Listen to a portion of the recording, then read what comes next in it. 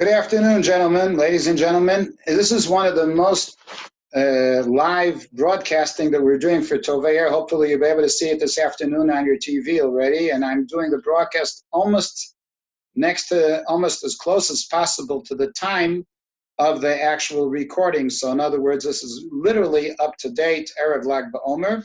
We've got two shirim to give today, one in English, which will be followed by a Hebrew session, two different themes altogether, like I always try to do. The first one will be related to Parshas בחוקותי that we have this Shabbos, and the Hebrew session will be talking more specifically about features related to Lag BaOmer and Rabbi Shimon Bar Yochai. Parshas בחוקותי are a follow-up of the sanctity of time, which was a fundamental principle in Parshas Emor that we read 2 days ago in Shul on Shabbat. There we had the most intensive description of the halachot pertaining to our special festivals. In actual fact, in Hasidus and in Kabbalah, we usually talk about the Hebrew abbreviation of the word smoke, ashan. Ayin, Shin, Nun represent three features of sanctity that we have in our world, namely Ayin, from the word olam, world, universe, or what we call sanctity in place.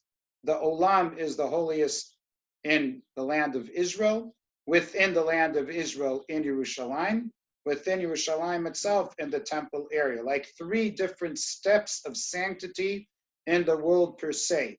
The Holy Land, the Holy City, and the holiest part within the city. That's the concept of Olam. Shana refers to the time. That is that the most simple sanctity of time would be Rosh Chodesh once a month, which we bring an additional sacrifice. Chol HaMoed, which is part of a festival, but is still a little bit permissible to do work.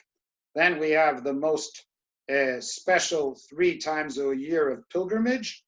We have the highest levels of time sanctity on Yom Kippur and on Shabbat, which are full days of rest. So those are the optimal level of Kedusha. And when Yom Kippur falls on Shabbat, we have nothing which can be more holy than that. And we have also the sanctity of nefesh, of the person. Namely, the Hashem created all of mankind, and mankind are supreme to all other creations that Hashem had made, including plants and animals. But within the human race, we have the Jewish people, and amongst the Jewish people, we have the Kohanim, and amongst the Kohanim, we have the highest priest, the Kohen Gadol, as well. So just like there are 3 levels of sanctity within venue, Eretz Yisrael, Yerushalayim, and the temple, we have 3 levels of sanctity in the person, the Jewish people, the Kohanim, and the Kohen Gadol amongst them.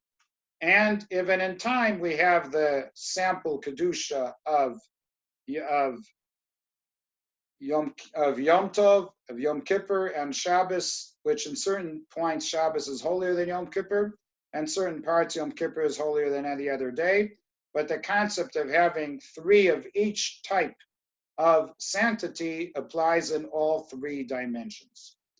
But that's within the annual cycle. Every year we have a Shabbos, 50 times a year in the Hebrew calendar, 52 in the secular calendar. And if it's a Hebrew leap year, even more than 50. Every year we have 3 festivals of pilgrimage. We have Rosh Hashanah and Yom Kippur. All this is described in Parshas Emor. That's on an annual basis.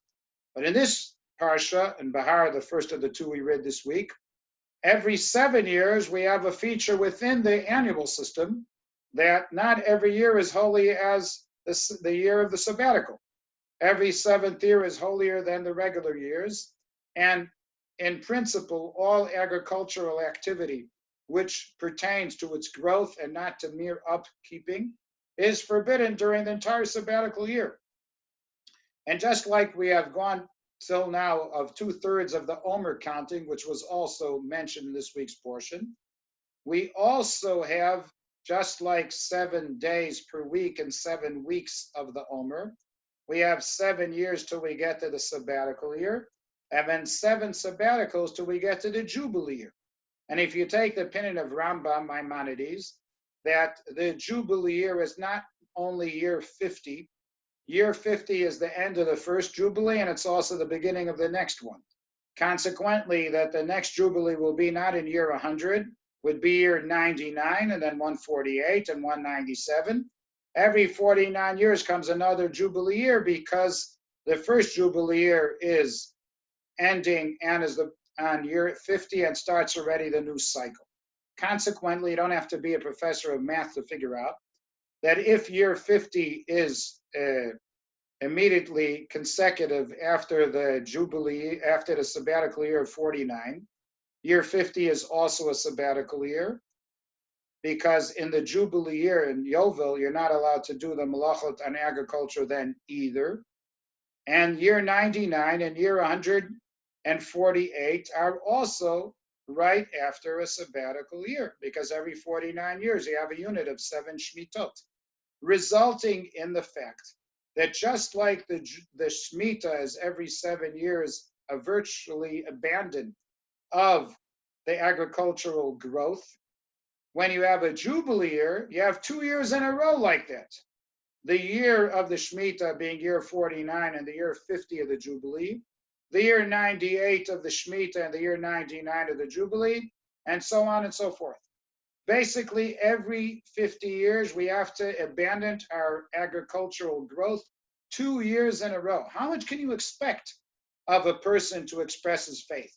Once a week not to work is one thing, and you add a couple times a year festivals where it's even during the week, a couple days that we need to take off, we can somehow come to terms with that. But to leave an entire year or 2 years in a row, especially in biblical and Talmudic periods where agriculture was the main feature of the world economy, to be able to have faith in God to survive those years without doing our normal activity required a tremendous amount of faith. This leads to a surprising question presented in the portion of the week in Parshat Bahar, Vayikra Perek Kafei Pasuk Chaf, chapter 25, verse 20. If you have time, you're welcome to look into the Chumash and you'll see it. V'chi tomru ma nochal b'shana shvit, hen lo nizra v'lo ne'sofa t'vuotenu. If you shall ask, what are we going to eat in the sabbatical year when we don't do a plantation and we will not gather our crop during this year? Hashem promises a blessing not only in the sabbatical year, in the forthcoming year after, the 8th, up to the early part of the 9th year, we will still be eating from the older crop, and we'll have enough time now to start the new crop and have a development in the 9th year of the fresh agriculture. But there will never be a lack of abundance if we ask the question and come with the proper faith that we will survive and get through it. This, of course, requires of the human being a tremendous belief in Hashem. And therefore, when we talk about the steps of sanctity referred to in Sefer Vayikra, we are getting really to the highest level in these portions. When we have a year that's not a leap year in the Hebrew calendar, like this year, which is not a leap year, we have to have a couple of multiple parshiot in Vayikra. This is due to the fact that in Babylon, a decision was made about 2 millennia ago, which was later on endorsed in Eretz Yisrael, even though originally in Eretz Yisrael they acted differently. Namely, that we read the whole Torah every single year on an annual basis, and not every 3 years or twice in every 7 years, which used to be a custom in the Holy Land. They didn't complete the whole reading every year, but once every 3 or 3.5, depending on various versions. But eventually they endorsed the Babylonian system, now all over the Jewish world, that we read the whole Torah every year, resulting in that we need to get to Shavuot after we read Parshat Bamidbar, and Rosh Hashanah after Parshat Nitzavim. What's the issue behind it? The Gemara in Megillah says that the rabbis wanted us to read the rebuke, the Musar, offered in Parshat בחוקותי and Kitavo before these two important festivals. Shavuot, when we are dealt about the fruit of that year, how successful it's going to be, and Rosh Hashanah, when the whole world is in judgment by the divine. Incidentally, considering the coronavirus, which has already affected more than 250,000 people around the world, and life has been taken to that level worldwide, we understand now retroactively how difficult the judgment was Rosh Hashanah just 7.5 months ago, what Hashem had decided in the universe at this stage. Be it as it may, the purpose of reading about the moral teachings of Bechukotai and Kitavo before the new year for trees, growth, and new year for the universe is in order that we will improve our behavior and get ready for the annual checkup that we have every single year. I didn't make a statement by calling it New Year for the fruit of the trees. I know of Tu B'Shvat, that's related to the laws of the tithe, but the Perot Ilan, how successful will be the surplus of our summer fruit, is dependent on Shavuot, when we are judged accordingly on this issue. Consequently, the biggest challenge of a person on an annual basis is whether he is able to redistribute some of his wealth towards other people. In Parshat Bahar, we don't talk only about the sabbatical year on the ground. We talk about loans and helping other people and getting a job. And even in Eretz Yisrael here, where we have almost 1 million unemployed, at least partially because of the virus, it's going to be a major issue to bring everybody back to the employed system in the next couple of months, if not years, in order to bring the economy back to a stable reality.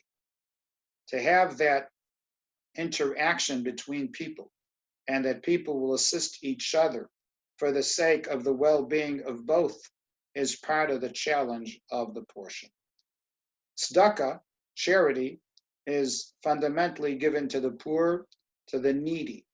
Shemitah, you don't give not only to the needy, you basically leave your field abandoned for anybody who would like to take and share of what you consider to be your own wealth. But the Torah made it clear that the reason of the ethics of the sabbatical year is because the land belongs to Hashem. Hashem dominates the world. Hashem sets the tone here. Hashem is the owner of the country. He wants all of the inhabitants of the land to share from his blessing. It doesn't belong to you privately. You are privileged by Hashem to own the property in the meantime, but you are basically having it as a deposit, like our lifespan as well. And we have to make the best out of it. So the highest level of sanctity of time relate to the sabbatical and jubilee years that Parshiot Bahar and Bechukotai deal with. Given that we have the double portion this week, in order to get to the rebuke this week and the week after will be the last Shabbos before Shavuos, we find an interesting correlation between the laws commanding us to keep the sabbatical year and the Jubilee and the rebuke found in Parshat Bechukotai. On what basis? The basis is that a person can remain an Orthodox and a full committed Jew to the general halachot, like praying every day, keeping kosher, Shabbos, family purity, etc., except that about 190 of the mitzvot, which are bound to the Holy Land and to Yerushalayim and to the Beis HaMikdash, he's not able to do. So about 60% of the mitzvot you are commanded, and about 40% you are not commanded. And these actually, those 60 to 70% that you're able to do in the diaspora, those you will be able to do even if you don't keep Shemitah. But if you do keep them, and you will have the privilege to stay here and become successful, you will be an all-emprising Jew who's basically able to do everything that is expected to a full degree. That is something that will be a tremendous self-accomplishment if we get to this level. Sefer Vayikra, which is either called Torat Kohanim, Leviticus, or the rules of the priests, it is also the main Sefer HaChukim. It is the book with the most amount of laws concentrated in relatively a few amount of chapters, and the peak of that sanctity is related to the Holy Land in general and that ability to redistribute the wealth available in this country. When Maimonides, the Rambam, brings the various levels of charity.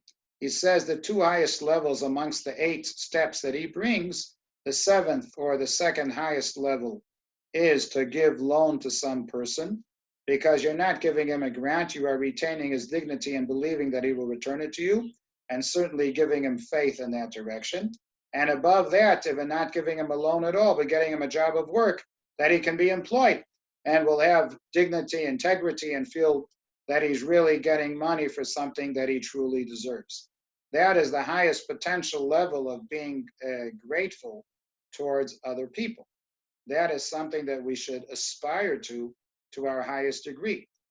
And the portion brings that there is a situation of a person deteriorating. The Gemara talks about it in Kiddushin, Kaf Amud Beis and Kaf Aleph Amud Aleph, 20b or 20a, b, and 21a, about a gradual drop in a person's finances. What is it based on?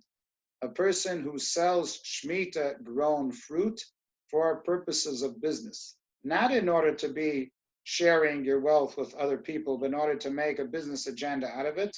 It starts with the fact that you're going to end up having to sell your fields because you are not grateful and you are not generous towards others.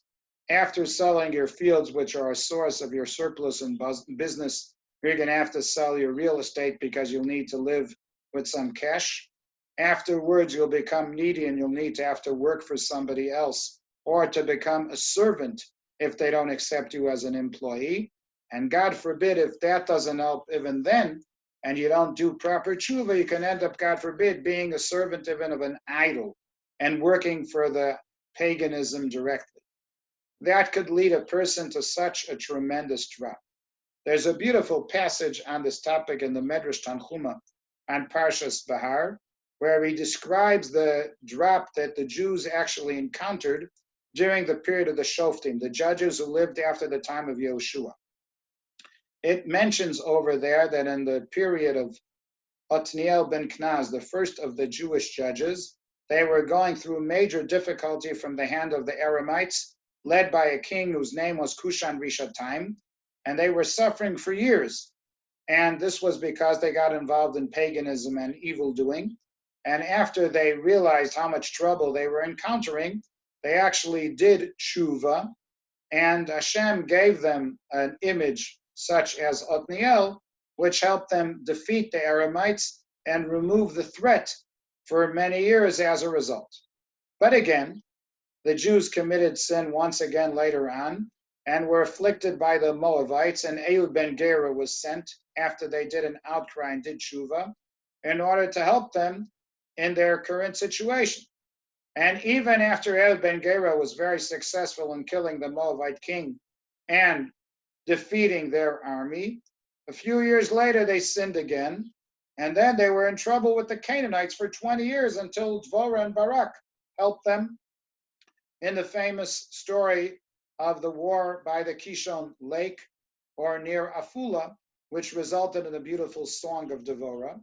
But even after that, which was a 20-year break, 20 years of trouble and 20 years of tranquility, after that period had ended, the Jews committed sin again, and the Midianites took over, and then Gidom came to help them.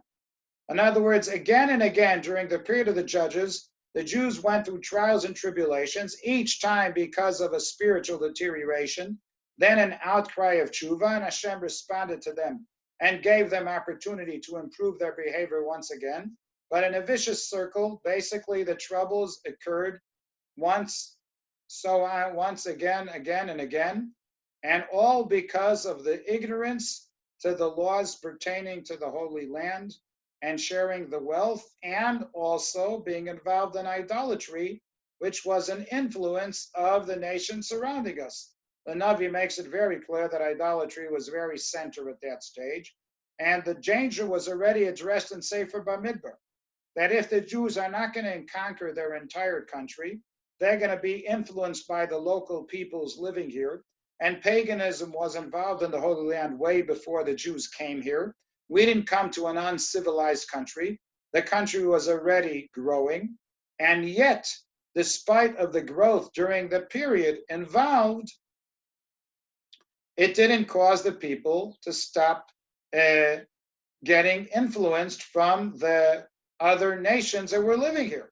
And they were involved in paganism, and we learned our evil behavior from the neighbors. Sometimes I feel in this country that often they try very much to copy the United States. Hopefully they would choose the better things of America.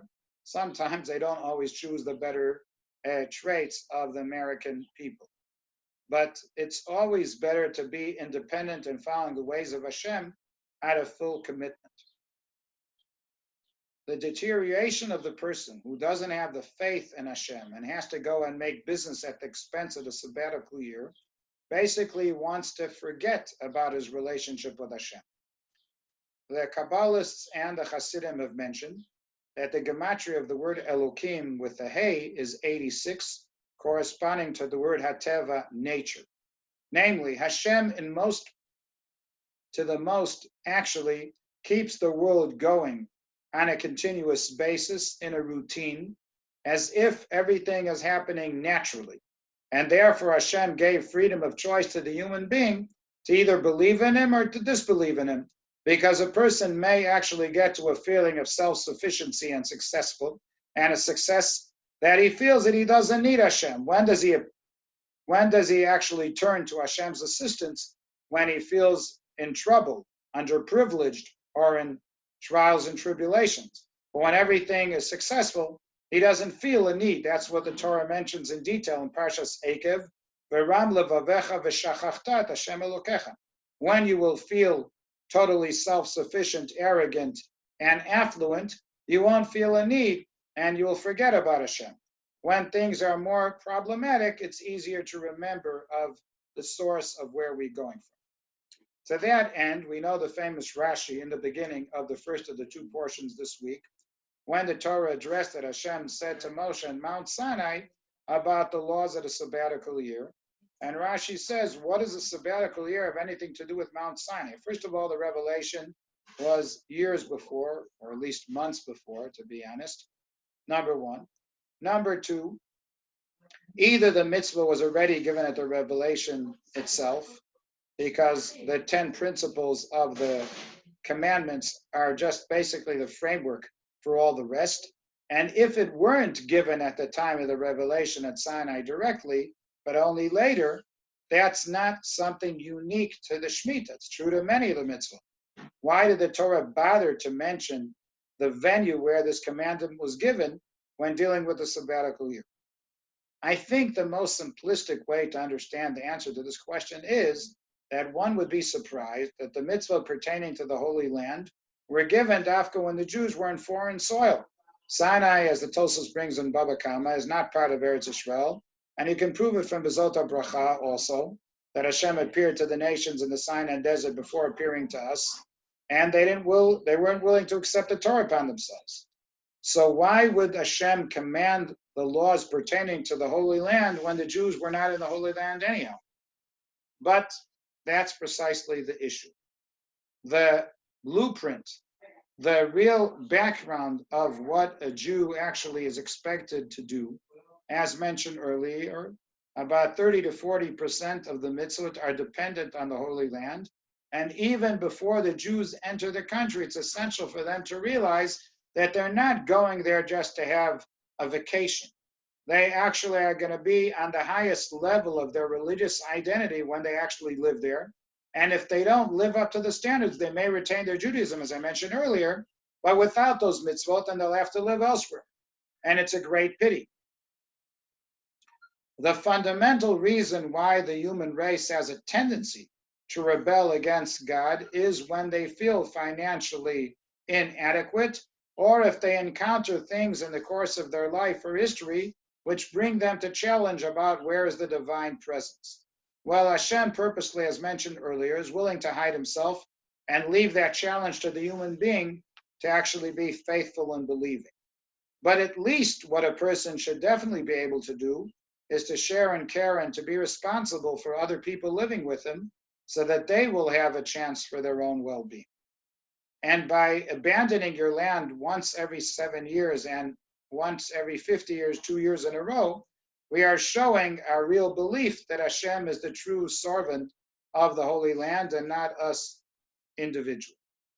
The Haftarah read when we read a double portion of בחוקותי is taken from Yirmiyahu, Jeremiah 16:17. And there the Navi makes it clear that if the Jews will lack a faith in God, they will be relocated from the country. The word Shemitah doesn't really literally mean sabbatical. Shemitah or lashmit something is actually to relocate it. The Jews, if they will not be committed to this sabbatical in their holy land, will be relocated to another part of the world. And that's a measure versus measure, because those mitzvot are unique and are relevant particularly over here. Just like there is no real meaning to a Jewish king outside of Eretz Yisrael, because the mitzvah to have Jewish political independence and settling the country is only in the Holy Land and not elsewhere. So even in relation to some of the mitzvot which are pertain to the land, it's quite a novelty that Dafka, the mitzvah of Shemitah, was given when the Jews were not yet in the land itself. So when I mentioned earlier, Pasuk 20, about if you're going to ask me what are we going to eat in the sabbatical year when we're not planting and gathering our grain, this is a question which fundamentally a Jew has to be aware of even before he enters the Holy Land, because it's going to really be a challenge over there. And if you think it's so ideal and divine, that may be true, but that's totally dependent on your deep faith in Hashem. The Medrash actually says that in the time of the Shoftim, as you know, was also the story of the book of Ruth. Now, Medrash Tanchuma, which is an Agadic Medrash, as opposed to Medrash Rabbah, started off as verbal sermons that were given to the community. And being that these were sermons and discourses that were said in public, of course, the person giving the drasha was trying to relate the portion of the week to the calendar. And by the time the Tanchuma Medrash was written, the Jews were hundreds of years already in Babylon, and they already, as mentioned earlier today, endorsed reading the whole Torah every single year. So therefore, the connection between Parshat, בחוקותי, and Shavuos was self-evident. And on Shavuos, the Jews have been for many years already following the custom of reading the book of Ruth. And there, Elimelech and his wife Naomi decide to leave Eretz Yisrael when there's a famine in Bethlehem. And they desert the country and leave it, of all places, to Moab, which was a disgraceful and a very stingy country, implying that they weren't interested at all to redistribute their wealth.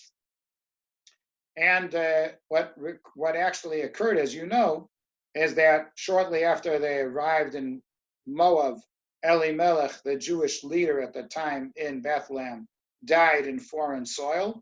Later on, his two sons, who got married non-Jewish women, and according to the Medrash, they didn't even bother at the early stage to convert them. And they were living there for 10 years, and then the sons died as well, and Naomi stayed till after both sons had died. She buried her husband and her two sons, and then finally, with her daughters-in-law, had decided to return back to Eretz Yisrael because she heard that the famine ended in the country. According to some rabbinical literature, the famine in Bethlehem not only did not carry on for 10 years, it didn't even carry on for more than a month, because as opposed to the political leadership of the city with the image of Elimelech and his family, who left the country when it was a famine, they remained devoted to the country. They didn't leave the country. They didn't follow the negative example of their own leader, and therefore Hashem blessed them that the famine ended much earlier. In fact, the Hebrew term for Bethlehem is like the bread house. And the word bread in the Torah symbolically doesn't only mean the bread that we make with yeast and flour, it resembles food as a whole. In other words, if the city or the area had undergone a serious famine, the region, all of a sudden now everything became full once again because of their faith in Hashem. And the Medrash is trying to say that in the course of the generations, when we had leaders who didn't have a proper faith in Eretz Yisrael's success that Hashem had promised us if we follow his way, the result was exile, destruction, and that's a great pity. So Yirmiyahu and Haftarah this Shabbos makes it clear that if we lack a faith in God, we will be relocated from this country. And don't tell me, says Yirmiyahu to the people, that I didn't warn you about what will happen. If you move on double the chapter, instead of Yirmiyahu 17, Yirmiyahu 34, there's another haftarah we read earlier in the year in Pashas Mishpatim, which talks about in the short period before the first temple was destroyed, the last king in Judea, Tzidkiyahu, came up with a novel idea, and that's to release all the Jewish servants that were taken by their masters. Don't make a mistake. Even before the temple was destroyed, there were a couple and not a few of affluent Jews who had servants as part of their wealth. But says Tzidkiyahu to these affluent people, you know, guys, I understand why till now, not that I agree, but I understand why you were holding on to servants. But I can see, and you can see, that the Babylonians are around the corner now. It's only a matter of time till they're going to conquer the country. And it seems absolutely pathetic that you maintain servants. What are you going to do when the Babylonians come? Are you going to continue holding on to your slaves? They're going to make you into slaves. So what's the whole point in holding on to Jewish people? Release them and get over the concept of slavery, like Abe Lincoln did during the course of during the course of the Civil War. Why can't we go ahead and do much the same and release our servants? And surprisingly enough, the officers agreed with Tzidkiyahu's covenant, and for a short time they did release their servants. What happened? As a result, there was an interruption of the hostilities from the side of Babylon, and although it looked self-evident earlier that the temple will be destroyed, and that's an inevitable reality, they were lucky enough, and indeed, the temple's destruction was delayed. Historians claim that shortly before the first temple was destroyed, the Babylonians encountered trouble from northern neighbors that were trying to cause them trouble and attack, and therefore they had to devote a lot of their military towards the border near their own country, whereas Yerushalayim is far away from Babylon, relatively speaking, and therefore they had to halt their conquering of the city. Now, what this caused is that those big shots amongst the Jewish community who had held on to Jewish slaves before and only gave rid of them because of the situation being pathetic, once that initial danger seemed to be temporarily removed, they didn't know it was temporary, they took the servants back again. And then Yirmiyahu speaks to them and says, you know, when you decided to release the slaves, Hashem was reconsidering the option, and maybe the Khurban wouldn't happen. For a few months, the Babylonians had to send their military to encounter other enemies. This didn't have to be a temporary reality. Hashem, if the Jews would continue in tshuva, would have the whole idea of the Khurban suspended entirely. But because you people took now your slaves back, there's only once in the whole Torah the Hebrew expression of the word dror implying freedom, and that's mentioned regarding the Jubilee year. And there Yirmiyahu mentions 3 times in chapter 34 that you people had decided correctly to set free your slaves, but then you recaptured them again. As a result, now not only are you not going to hold on to your slaves, which you took illegally, you're going to become slaves to the Babylonian Empire. That's a measure versus measure of your own behavior. If we don't have the faith of leaving the slaves free and being able to continue financially independent with Hashem's assistance, if we don't believe in that way, we don't have to stay in the Holy Land. And that is why, towards the end of Sefer Vayikra, even though we get to the highest levels of sanctity of venue, Eretz Yisrael, highest level of time, in other words, the Kedusha of a whole year of rest from the agricultural activity in the country, even then, they always are people who are reluctant to take upon themselves these requirements, and they can really be a serious threat to our well-being in the country. If you recall, in the very early days of Yoshua, after Jericho fell, Achan went and took a golden ornament from Jericho and a few other things in coins, despite an oath made by Yoshua not to benefit at all from the spoils of Jericho. They simply ignored the ruling. And then Hashem made the Jews lose temporarily in a war in the Ai, and Yoshua was very, very furious and frustrated. And Hashem says to him, what are you upset about? Your people have committed sin. So Yoshua says, How many people? Who are these people? When Hashem says to Yeshua, I'm not going to tell you who did it. I'm not going to speak slander. But you should know that in the Holy Land, we have a mutual responsibility towards each other. And even if one person commits a sin in Eretz Israel, that is not something that is tolerated, and we have to look into it and improve our behavior. That was the major and almost the only setback during the time of Yeshua. But actually, the way he calculated and dealt with the crisis was to his favor, and it eventually gave him even more trust in the eyes of the people, if you're already talking about it. But in any event, what we definitely learned from the story over there is the common responsibility that we share to each other. In Parshas Kitavo, in the second rebuke, there it says, "V'chashlu ish b'achiv ki b'pnei cherev v'rodef ein." Sometimes we'll have to go through a mutual obstacle even when there isn't an enemy chasing after us, because we are not following and abiding to the rules that are most expected of our behavior. Given tonight being the early part and tomorrow of Lag BaOmer, and Rabbi Shimon, who puts the intentions of a person in his actions to the be of the highest degree, and Hashem knows better than anybody what are the intentions behind a person's behavior, what are his motives, what are his motivations, what is he trying to do, what type of a direction is he actually trying to seek. We have to commit ourselves to the values of Torah in order for us to be successful. So if Henry George was a theoretical philosopher in relation to economics, said the Shemitah is a wonderful lawsuit and lawmaking procedure of trying to assume economic freedom for all, Rav Kook Zatzal took it much further and said that the roots of the challenge of the Shemitah are basically ingrained in the entire faith of the Jewish people in Hashem, virtually willing to put all me'odecha, all your financial security, in favor of the divine rationale and reason. That is why it was always difficult for the Jews to be able to take upon themselves the entire laws of the Shemitah, but not only in relation to the land. When it comes to loans, people were apprehensive they wouldn't get their loans back. And that's why Hillel had to organize the Prusbul system, that effectively every loan that you give to your fellow Jew also goes through the mechanism of the Beis Din. That's all because people were insecure and were not sure that they would ever get their money back.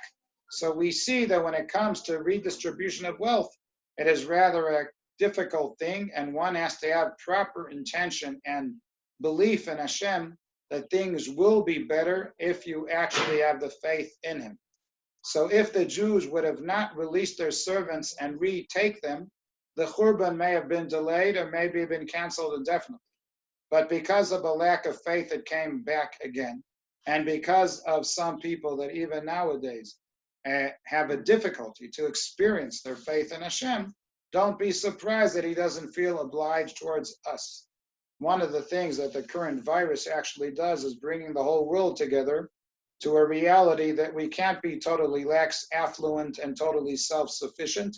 We are totally dependent even sometimes on a tiny creature that can cause millions of people to feel miserable, and that we have to keep social distance from each other.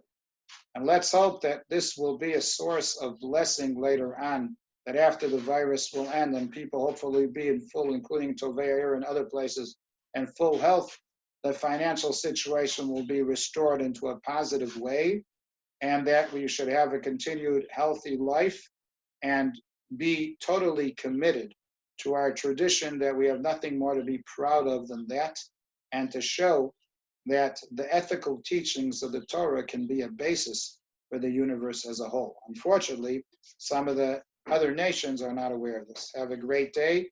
This shir will be followed by a Hebrew session shortly after. Thanks.